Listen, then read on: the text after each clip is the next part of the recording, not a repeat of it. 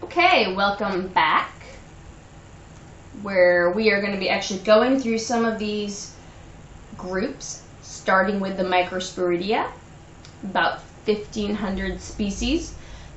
They are among the smallest eukaryotes known, very, very tiny, all unicellular parasites. They lack true mitochondria, whether they have structures like these reduced mitochondria we call mitosomes. And those mitosomes don't have their own DNA like a normal mitochondria would. Rather, with the Microsporidia, that mitochondrial DNA has been transferred to the nucleus. They do have a cell wall made of chitin, like all other fungi do. And these are obligate parasites with a polar tube, so just a tube on one end that you can see in this image. Let me, oh goodness gracious, stop. Okay. So here we have our polar tube that will be injected into the host so that the contents of the Microsporidia can go into its host. So kind of a cool organism there. Our next phyla, we're going to talk about the phylum Chytridiomycota.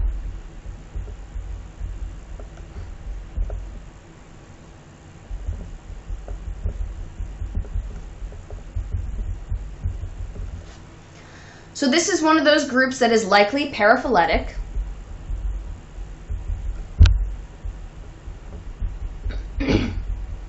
So stay tuned, that's something that will probably be updated.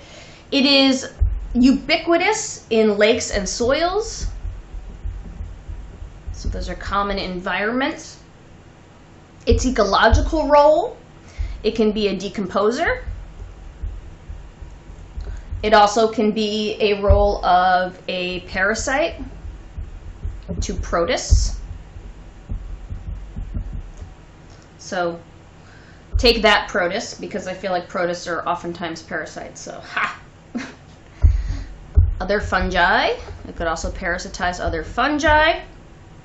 And also could parasitize plants or animals. So I guess I should be quiet about that, huh? So this was a group that diverged early from other fungal ancestors.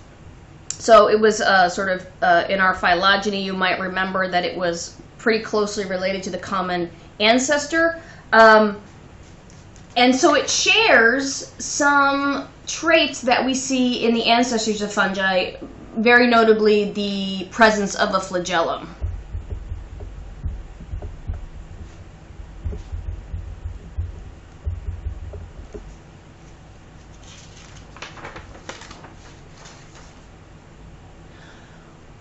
But it also does have characteristics that are what we would call fungal characteristics and that allow us to properly define this as being part of the group we call the fungi. And among those traits is the cell wall of chitin. As you can see, this trait keeps popping up. All of them have it. There are also enzymes and metabolic pathways that it shares with other fungi.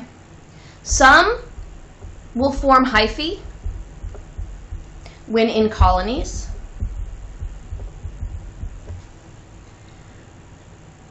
But notably, these are the only fungi that possess a flagellated state,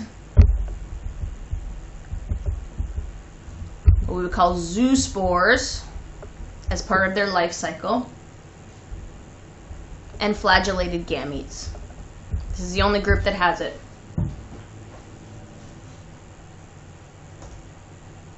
So here's a little bit of its life cycle. So let's just take a look at this. We have, when we look at the multicellular diploid version, it doesn't look that different from maybe some other fungal hyphae we've been thinking of. But inside this sporangium where spores are forming, when these open and release the spores, they look quite different than spores we see in any other fungi. This is what we call zoospores, and they have the flagella. So this is the trait that is very unique in the Chytridiomycota. Different mating types of zoospores can fuse, which could form first go through plasmogamy and then chorogamy and form a new diploid organism. So this is the sexual life cycle of the chytrids.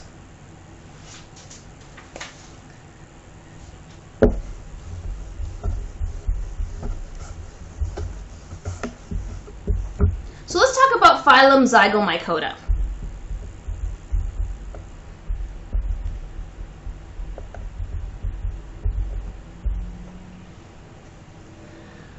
This is one you might have seen in your refrigerator. There are many decomposers.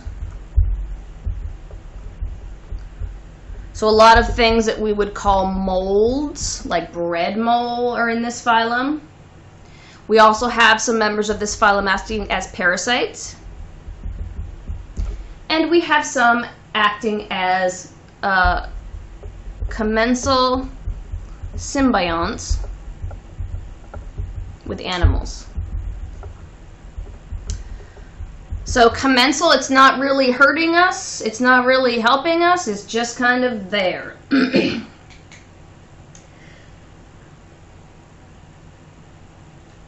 So this is an organism that typically has the coencytic hyphae.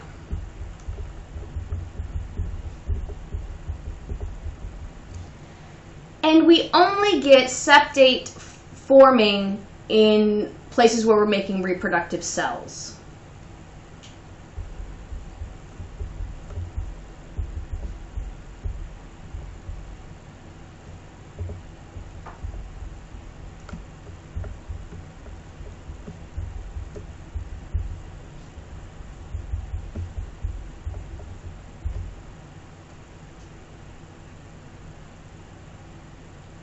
So let's take a look at that. So here is our life cycle. And in the phylum Zygomycota, we're going to be forming a diploid structure called a zygospore. Now, we don't have a really good image of what these hyphae, look like, but they would be coencytic hyphae without those septate cross walls. But when we have a minus mating type meeting a plus mating type, we then get the formation of these septa. So you can see we've got a cross wall right there. And that's the only time we see those cross walls forming is when we're making those reproductive structures. So the phylum Zygomycota has both a sexual and an asexual life cycle. It does both. For the asexual cycle, we have sporangia forming that will disperse haploid spores.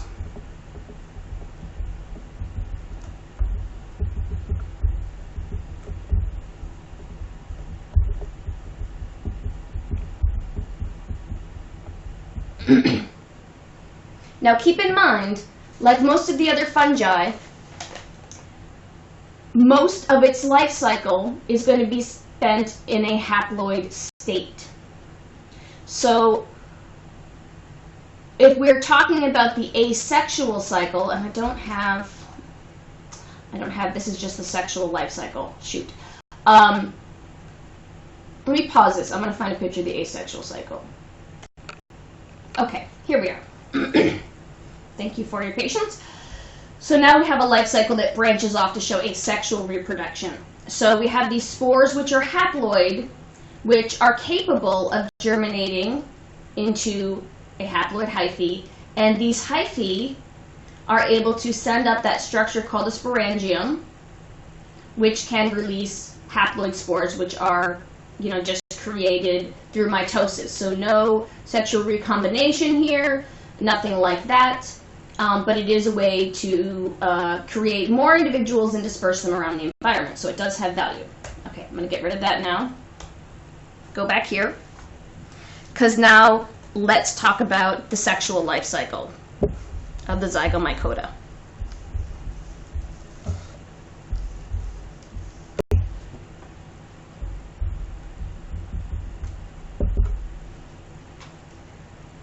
So here we have hyphae from different mycelia, right? Because we want different individuals that have different genes. That's the point of it, sexual reproduction, that are going to meet and form a zygosporangium.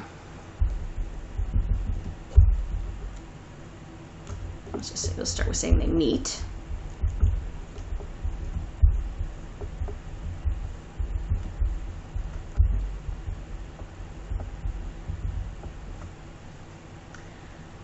Within this zygosporangium,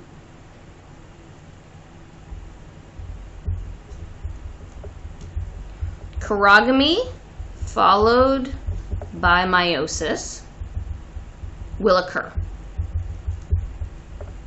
to create haploid spores. So let's take a look at our figure.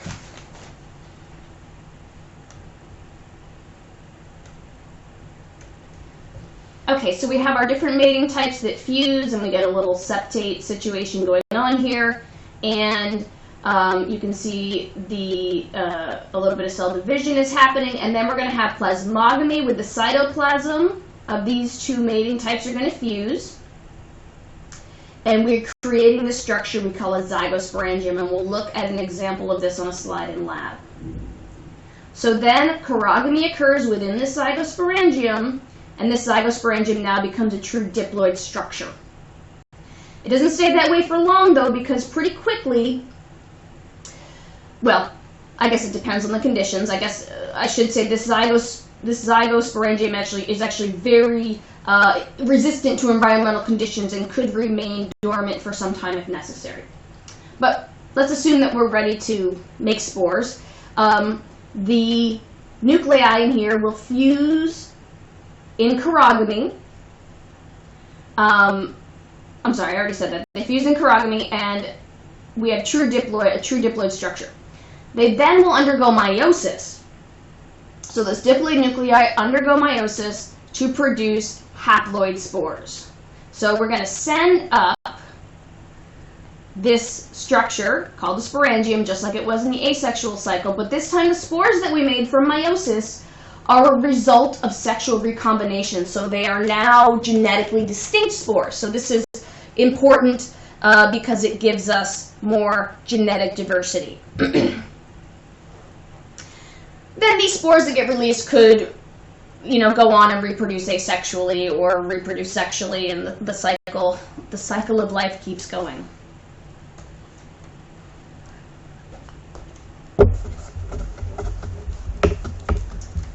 All right, phylum Glomeromycota.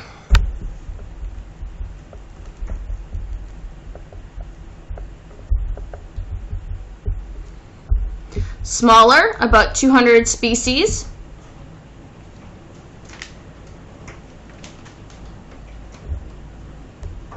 Almost all of them, and kind of their claim to fame, I guess,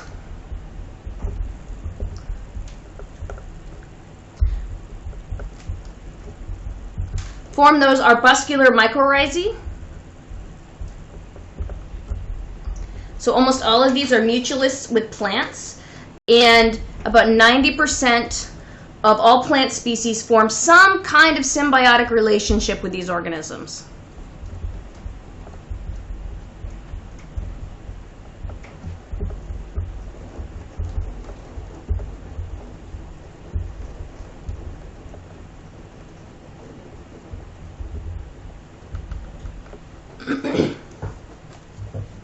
We're not going to go into depth with the sexual life cycle of this organism. We're just going to kind of note their special role as being the phyla that is involved in these arbuscular mycorrhizal relationships. So we have two more phyla to talk about, the phylum Ascomycota and the phylum Basidiomycota.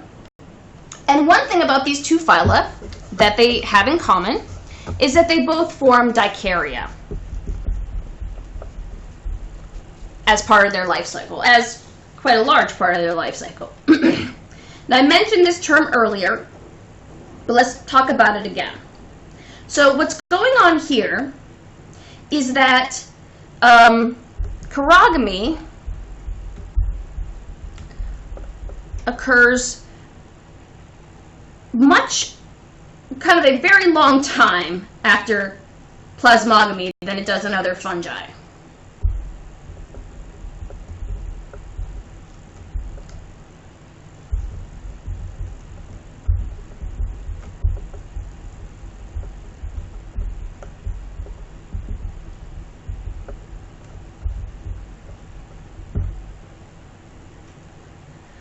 So what happens in a dikarya is that the two different haploid nuclei coexist and even independently divide by mitosis within each cell of the septate hyphae.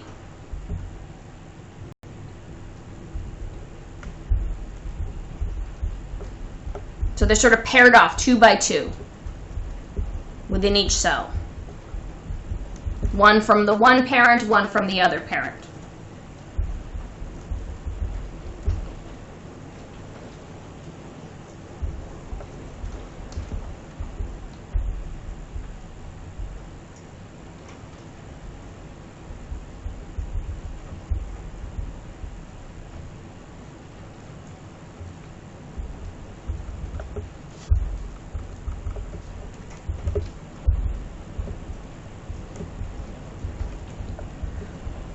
So this thing can keep getting bigger and bigger and bigger even though chirogamy has not occurred. And we would refer to this structure as a dikaryon, or we would say it's dikaryotic.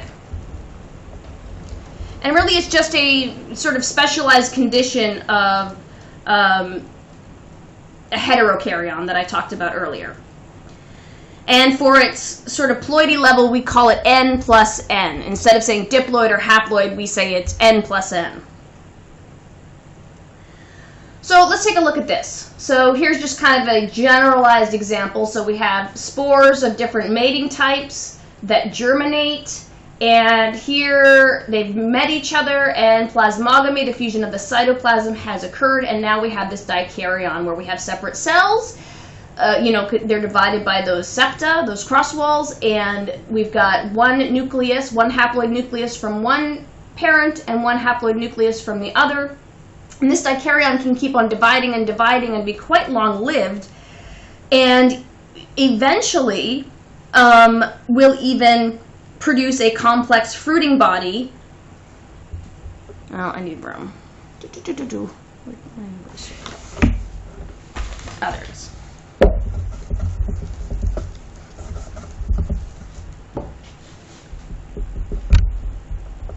The dikaryon produces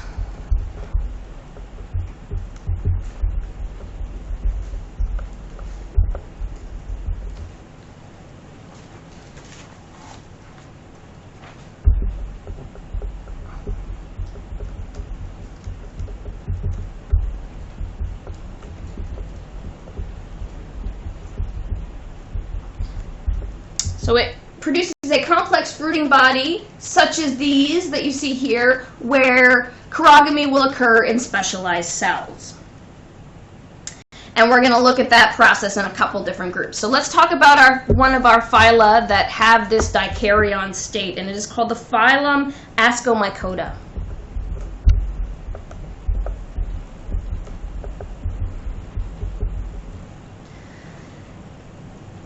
These produce spores known as ascospores.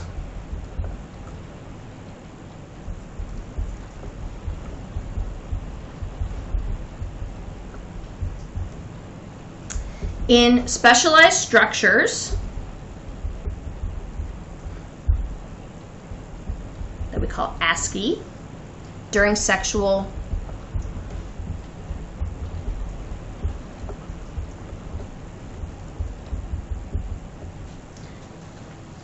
reproduction. So these asci are found on fruiting bodies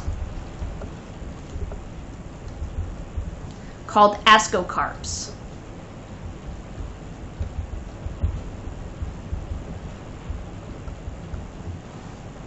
So it is those ascocarps that contain spore-forming asci. So there are some unicellular members here, but typically we have very elaborate multicellular structures going on here. So think of a morel or a truffle or a cup fungus, like you see here. There are a few that are responsible for some pretty devastating plant diseases such as potato blight or Dutch elm disease. So they can be sort of problematic that way. But let's focus on their reproduction. So let's look at their life cycle, because they can reproduce both sexually and asexually. So for the asexual part of their life cycle, what we see is that they can produce asexual spores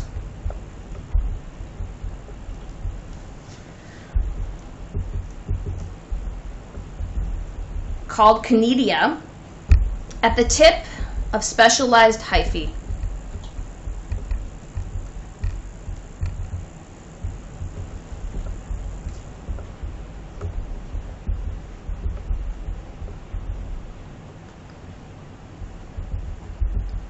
Called conidiophores.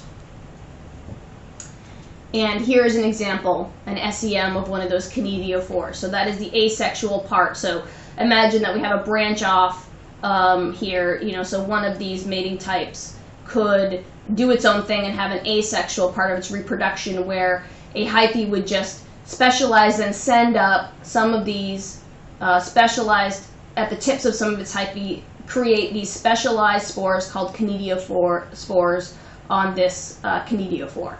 And we'll look at some images of these in lab as well.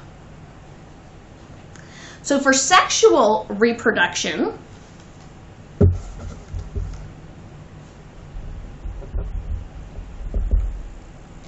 we can have fusion of hyphae of two different mating types from two different individuals.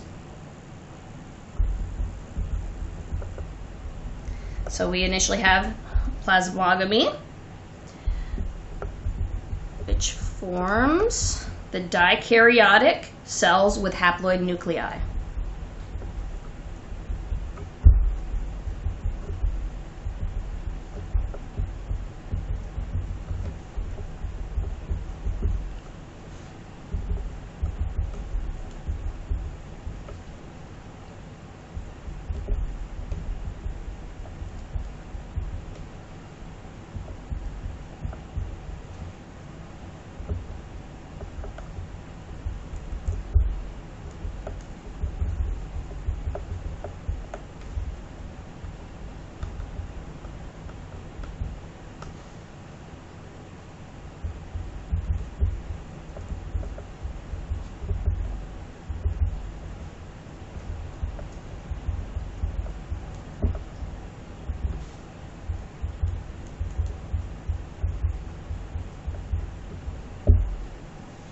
Okay, so let's take a look at this life cycle. So the cells at the tips of the dikaryotic hyphae will form structures called asci, I talked about those before, that each have 8 ascospores, and these are all formed inside the fruiting body called an ascocarp. So I know there's a lot of terminology here. So let's step back and look at our life cycle. So here are 2 different mating types. So they're showing one is blue, one is red. And again, blue arrows are haploid, orange arrows are diploid, and here we have the green arrow being dikaryotic. So we have a fusion of these two mating types, and the fusion is plasmogamy. They're fusing their cytoplasm, and they are creating the dikaryotic mycelium that has, each of its cells has a haploid nucleus from one of the mating type parents and a haploid nucleus from the other mating type parent. And it can go on like this for a long time and just divide by mitosis and do its thing. And these hyphae can come up and form a fruiting body called an ascocarp. So this is an example of one such ascocarp. In this ascocarp, if we were to zoom in at the tips here, we would see these structures called asci. And within each of these asci, what do we have? Oh, we see a haploid nucleus from one parent and a haploid nucleus from another parent. So it is within these asci that, and only within these asci, that chirogamy is going to occur. The rest of it remains dikaryotic. It's just within these sexual structures. So chirogamy occurs, and we end up with a true diploid fused nucleus. Within, again, only within these asci. Meiosis follows, and we now have, from one diploid nucleus, we have 4 haploid nuclei, but they are genetically distinct because sexual recombination has occurred. A round of mitosis occurs so that the 4 haploid nuclei within here become 8, and they're packaged within a spore wall, and so in the end, each of these asci releases 8 ascospores. And we're going to look at a slide, and you're going to see exactly this. You'll see the 8 ascospores within each of these asci. And these spores, of course, are capable of germinating and, becoming a new hyphae. So that is the sexual life cycle of Ascomycota. Okay, I know that's kind of a confusing life cycle, but if we understand that, it will help us understand the Basidiomycota because it's very similar.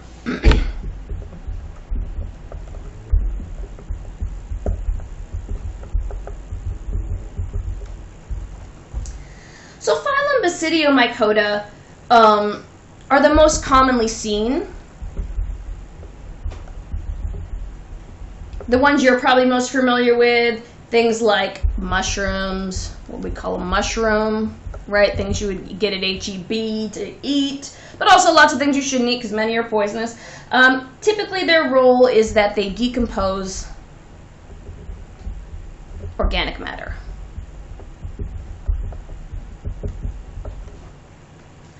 Although we do have some mutualists that form mycorrhizae.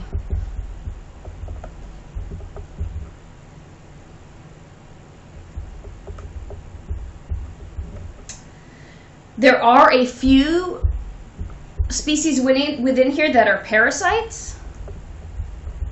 If you've ever heard of agricultural parasites being referred to as rusts or smuts, those would be phylum Basidiomycota. And so, like the Ascomycota, it's going to spend a lot of its life cycle being dikaryotic, and we have a specialized cell in which chirogamy occurs.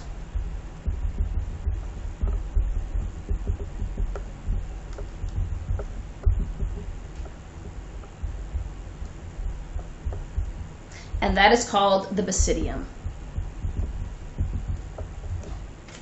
So this is sort of a club-shaped cell in which meiosis occurs. So chirogamy occurs, followed by meiosis, to produce 4 haploid, what we call basidiospores.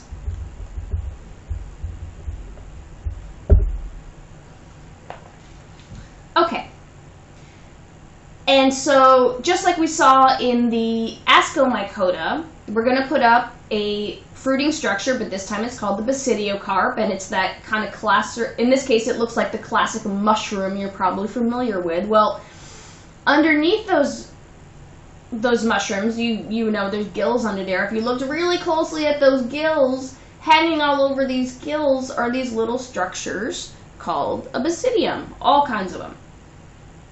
And that basidium is going to produce basidiospores, 4 per basidium.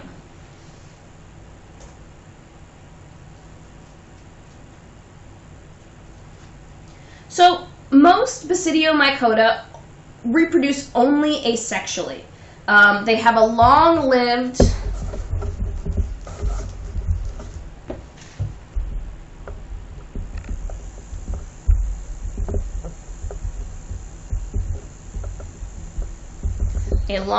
dikaryotic mycelium stage, and they produce a fruiting body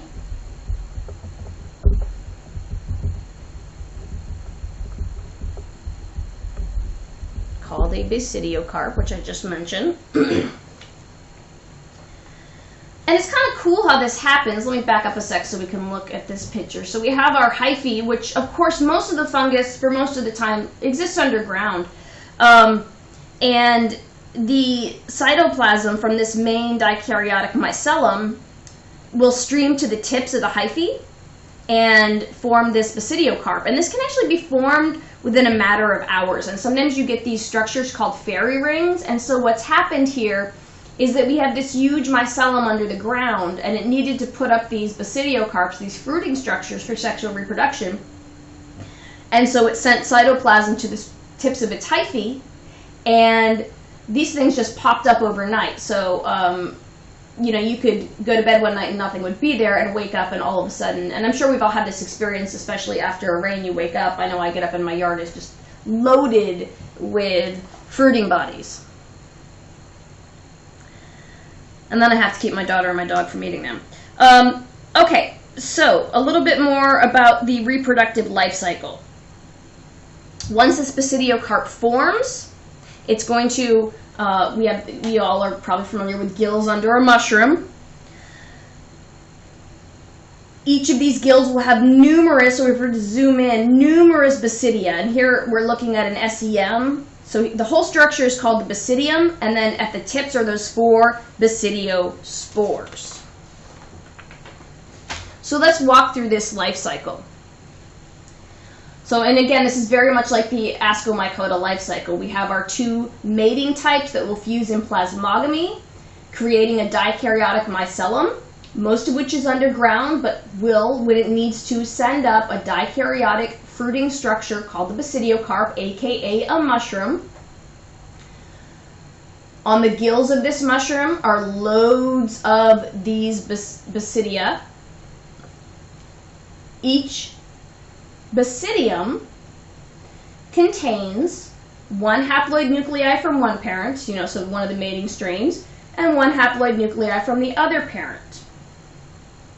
So within this basidium, chirogamy will occur.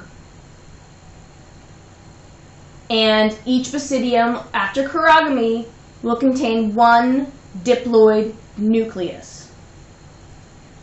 After chirogamy, meiosis will follow, and each diploid nuclei becomes 4 haploid cells, right? Because that's what happens in meiosis. 1 diploid cell becomes 4 haploid cells. Each of these haploid cells is found at the tip of the basidium, and these are now called the basidiospores, which can be released in the environment and then will be able to reproduce. So finally, just a note on the usefulness of fungi, and probably the most important is that it is a massive component of nutrient cycling.